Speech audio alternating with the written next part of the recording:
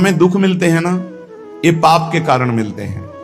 लोग मारे घूम रहे हैं दुख मिटाने के लिए, सोचते हैं कोई जादू कर दे, कोई टोना कर दे, कोई जंतुर बांध दे, कोई आशीर्वाद दे दे। अरे काहे को पागल हो? यदि तुम अच्छे आचरण करते हो, भगवान नाम जप करते हो, सद धर्म से चलते हो, तो तुम्हें किसी से आशीर्वाद मांगने की जरूरत नहीं। बात मान लीजिए, प्रार्थना मान लीजिए। दिखावे में लाखों लोग अपने जीवन को नष्ट करने के लिए तैयार हैं। ये माया का ही तो दिखावा है, जिसमें जन्म के जन्म हमारे नष्ट होते जा रहे हैं। सत्य मार्ग को क्यों नहीं पकड़ते हो? किसी के आशीर्वाद की जरूरत नहीं आपको आनंद प्राप्ति के लिए। आप आनंद के बच्चा हो, आनंद स्वरूप हो। जिनसे आशीर्वाद मांगते हो उनके अंदर जो आत्म तत्व बैठा है वो तुम्हारे अंदर बैठा है। वही संपूर्ण आनंद लिए तुम्हारे अंदर बैठा है। तुम्हें किसी से गिगियाने की जरूरत नहीं। बस तुम अपने स्वरूप को नहीं पहचान पा रहे हो, अपनी शक्ति को जागृत नहीं कर पा रहे हो, इसलिए तुम दौड़े घूम रहे हो। भागने की जरूरत नहीं है। सत्संग सुनो, उसे अपने आचरण में उतारो। ये बात आप कागज में लिख लो, चाहे दिमाग में लिख लो। जब तक आपके आचरण शुद्ध नहीं होंगे, जब तक आप भजन नहीं करोगे, जब तक आप दूसरों को सुख नहीं दोगे, मन वचन कर्म से किसी को भी दुख नहीं पहुंचाना, तब तक आप भागे। और यहां से लेकर ब्रह्मलोक तक अगर आपको सुख मिल जाए तो बता देना। आप ब्रह्म भुवनान लोकान पुनरावर्तिनो, अर्जुन यहां सुख मिलने वाला है। आप ब्रह्म स्तंभ पर्यंतम सर्वम मायामयम जगत, यहां सुख मिलने वाला है। अगर सुख सिंधु भगवान का भजन नहीं करेंगे, बैठ के अपने घर में बैठकर आधा घंटा भजन नहीं करेंगे, मारे घूम रहे हैं, सोच रहे हैं ये भगवान का अवतार है, हमारा कल्याण हो जाएगा। ए भाई, जब भगवान वास्तविक अवतार लिए और जो भजन नहीं किए उनका भी कल्याण नहीं हुआ। भगवान के अवतार के समय हम भी रहे होंगे कहीं ना कहीं, किसी जीव जंतु की कल्याण हुआ क्या? अब भजन करोगे तो कल्याण हो जाएगा। हमारी बात मान लो। बार बार आपको कभी कड़वे शब्दों में, कभी मीठे शब्दों में बताते हैं, ए भाई, बचपन से भगवान के मार्ग में लगे हुए हैं। हमको अपना कर्म भोगना पड़ रहा है। जो शरीर रचना के समय रचा गया था, वो सुखद या दुखद कर्म भोगना पड़ा। रामकृष्ण परमहंस जी के कैंसर था, भाई जी हनुमान प्रसाद पोद्दार जी के उदर में कैंसर था, बड़े बड़े महापुरुषों को भोगना पड़ा। तो प्रारब्ध को भोग लो। ये भोगने की सामर्थ्य नाम जप से आ जाएगी, और नाम जप करके जन्म मरण के चक्र से मुक्त हो जाओ। मान लो मेरी बात। क्या वृंदावन की परम पावन रज से बढ़कर त्रिभुवन में कोई रज है? इस रज में बैठकर तुम्हें आनंद नहीं मिल रहा तो कहां मिलेगा तुम्हें? क्या भगवान नाम से बढ़कर कोई अमोघ शक्ति है जो भगवान को अधीन कर सके? सुमिर पवन सुत पावन नामू अपने बस कर राखे रामू। लेकिन समझ में नहीं आता। ये जीव सोचता है कोई तपस्वी, कोई सिद्ध से हमारे दुख दूर हो जाएं। नहीं, भगवान के वचन सुन लीजिए। दैवी हेषा गुणमयी मम माया दुरत्तया मामेव ये प्रपद्यन्ते माया में ताम तरन्ति थे। ये गुणमयी माया को पार करना बहुत कठिन है। एकमात्र उपाय है, मेरी शरण में आ जाओ। हरि शरणम श्री कृष्ण शरणम मम। जब तक प्रभु की शरण में नहीं, तब तक माया मुक्त। पर समझ में नहीं आता। लोगों को ऐसा लगता है मैं जाऊंगा, आशीर्वाद मिलेगा, मैं सिद्ध हो जाऊंगा, सब दुख प्यार भंग हो गया।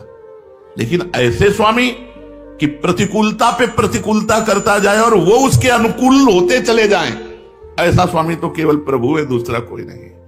प्रभु के प्रतिकूल, प्रभु त्याग दें ऐसे आचरण करने वाले, और प्रभु दुलार पे दुलार करते चले जाए। ये हम कथा नहीं कह रहे, हम हृदय की बात कह रहे। ऐसे हमारे स्वामी हैं, क्योंकि हम अपने हृदय की बात जानते हैं, आप अपने हृदय की बात जानते हैं। देख लो किस कोटि के हैं हम। कहां प्रभु, कहां सुकुमारी अलवेली सी किशोरी जू, और कहां हम।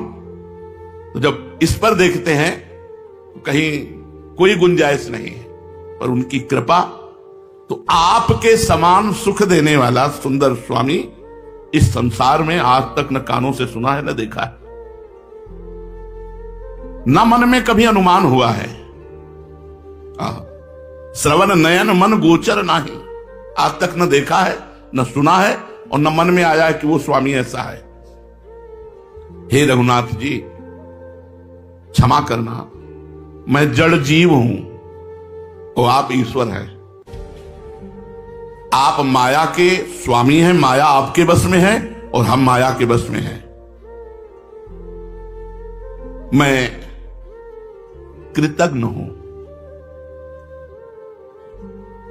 भिखमंगा हूं, आपसे मांगता ही रहूंगा, अपराध करता ही रहूंगा, कृतज्ञ नहीं हूं। आप इतनी कृपा कर रहे हैं कि हमको आपकी कृपा के उसमें कृतज्ञता में डूब जाना चाहिए, लेकिन हम कृतज्ञ हैं।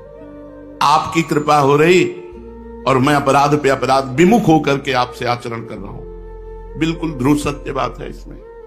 हमको तो दीन बन करके बह जाना चाहिए आपकी कृपा में, पर हम कृपा के विपरीत आचरण करते हुए भी आपके कहा रहे हैं।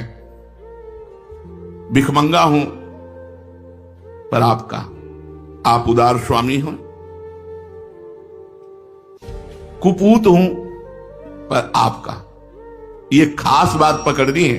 कुपूत हूं हो तो कुजाचक स्वामी सुदाता, हो कपूत तुम हित पितु माता, तुम्हें वो माता पिता तुम्हें। आप हमारे हित करने वाले माता पिता हैं और मैं आपका कुपुत्र हूं। भाव यह है कि पुत्र चाहे जैसा हो प्यारा ही लगता है। यही लगता है कि मेरा लड़का है तो खराब पर मेरा है, तो स्वामी मैं हूं आपका पर आपके लायक नहीं हूं। तो जैसे मां बाप कुपुत्र का भी हित ही करते हैं, ऐसे मैंने देखा कि आप मेरा हित ही किए, कभी अहित नहीं किए। ऐसे आप सदा सर्वदा मेरा पालन पोषण कर रहे हैं, मेरे भाव का, मेरे शरीर का, मेरे जीवन का। प्रभु ऐसा कोई नहीं है। यदि कहीं कोई भी मेरी बात पूछता कि तुलसीदास तुम कैसे हो, कोई हित दिखाता, तो मैं बिना मोल का बिक जाता, लेकिन किसी ने नहीं पूछा आज तक। आप जैसा स्वामी कोई नहीं है। मुझ सरीखे नीच को कोई रख भी नहीं सकता, अतः मैं सर्वतो भावेन आपको पकड़ लिया, आपको छोड़ने वाला नहीं, आप भले छोड़ दो। ये बात हमें बहुत पक्की लगी। अपनी तरफ से भजन करना है, आप छोड़ दो, समर्थ हो, लेकिन हम आपको विश्वास दिलाते हैं हमारे प्रभु का स्वभाव छोड़ने का नहीं है, कभी नहीं छोड़ सकते। एक बार जिस पर कृपा कर दी फिर कभी अकृपा उस पर नहीं की, चाहे वो जितना बिगड़ेल हो जाए। समय लगेगा, सुधर के आ जाएगा लाइन पे, पर भगवान की अकृपा नहीं होगी। उसका पालन पोषण दुलार भगवान वैसे ही करेंगे जैसे सच्चाई पर चलने पर करते थे। ऐसे वो कच्चाई पे चलेगा तो भी भगवान का दुलार कृपा प्रसाद वैसे ही उसके ऊपर बरसेगा। इसीलिए उमा राम समान जग माही, गुरु पितु मातु बंधु को नहीं। गुरु भी जब देखता है अनुकूलता का त्याग करके प्रतिकूल मार्ग का अनुसरण करता है तो दंड विधान कर देते हैं, त्याग कर देते हैं, उसे दूरी कर देते हैं, लेकिन प्रभु नहीं कर सकते।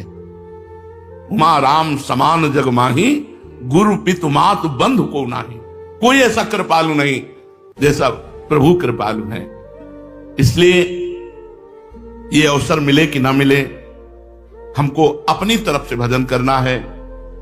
इस बार हमें जीतना है, हमें हारना नहीं। इस बार मुझे जीतना है। इस संसार जीत विषम संसार, कीर्ति जग बिस्तर है। इस विषम संसार में मुझे विजय प्राप्त करनी है।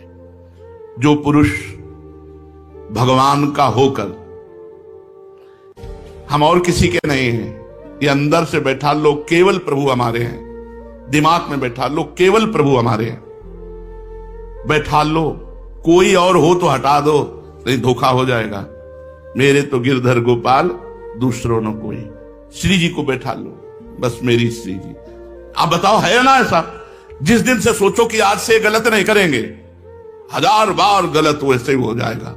ऐसी विचित्र भगवान की माया है। तो हम लोग देखते हैं ये कि जिस दिन से हम ठानते हैं कि आज से नहीं करेंगे, वो दिमाग में छा जाता है, वो हमको भ्रष्ट कर देता है, वो हमको नष्ट कर देता है। हमारी सामर्थ्य नहीं है, चाहे जितनी कसमें खा लो। वो भीष्म जी नहीं है हम कि भीष्म प्रतिज्ञा की और पार कर गए, सुबह से शाम तक निभ जाए कृपा भगवान की। ऐसे हम कसम खाने वाले हैं, ऐसे हम दृढ़ प्रतिज्ञ हैं, तो भी हमें भगवान का आश्रय छोड़कर अन्य आश्रय नहीं लेना। ये ईमानदारी से बात समझ लो कि हमारे लोगों में बिल्कुल सामर्थ्य नहीं। हम अपनी बात कहते हैं, हम जगह जगह देखा है कि अगर हम संभले हैं तो उनकी कृपा से संभले, नहीं हमारे में सामर्थ्य नहीं खड़े होने की भी। पर